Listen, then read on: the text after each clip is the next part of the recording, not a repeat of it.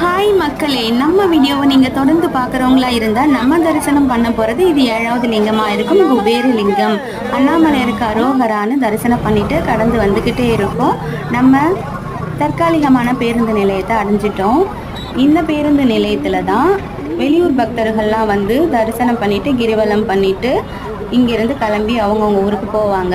நம்ம கடைசியாக பார்க்க போகிறது அஷ்டலிங்கமான ஈசான்ய லிங்கம். கடைசி லிங்கம் 8வது லிங்கம். நம்ம அனைத்து லிங்கத்தையும் தரிசனம் பண்ண முடியலனாலும் ஈசான்ய லிங்கத்துக்கு வந்து கையெடுத்து கும்பிட்டுட்டு உள்ளர லிங்கரை பார்த்துட்டு வந்தோம்னா எல்லா லிங்கத்தையும் தரிசனம் பண்ண பலன் கிடைக்கும் சொல்கிறாங்க.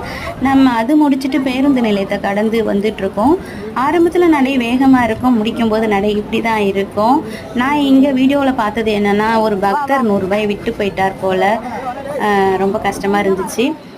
நம்ம ராஜகோபுர தரிசனம் முடித்தாச்சு. அதுக்கப்புறமா வந்து இங்கே சக்கரத்தாழ்வார் ஆலயம் இருக்குது. அங்கேருந்து ராஜகோபுரத்தை பார்க்கும்போது அவ்வளோ அருமையாக இருந்தது. அந்த ஆலயத்தில் இருந்த ஐயர் சொன்ன ஒரு விஷயம், சக்கரத்தாழ்வார் ஆலயத்துக்கு வரணும்னா பெரும் புண்ணியம் பண்ணியிருக்கணும்னு சொன்னார். அது ரொம்பவே மனசுக்கு நிம்மதியாக இருந்துச்சு. நமக்கு இந்த தரிசனம் கிடைச்சிச்சா அப்படின்னு சொல்லிட்டு நாங்கள் தரிசனம் முடிச்சுட்டு வீட்டுக்கு பைக்கில் போயிட்டுருக்கோம். மக்களே, நான் இன்னும் கொஞ்சம் நேரத்தில் வீட்டை அடைஞ்சிடுவேன். நீங்கள் வந்து டைம் கிடைக்கும் பொழுதெல்லாம் ஓம் நம சிவாய மந்திரம் சொல்லுங்கள். இந்த 3 மந்திரம் சொல்லுங்கள். ஓம் நம சிவாயா வாழ்க, ஓம் சச்சிதானந்தம் வாழ்க, ஓம் சத்குருநாதர் வாழ்க. நல்லதே நடக்கும் சொல்லுங்கள் அடிக்கடி. வாழ்க வளமுடன்.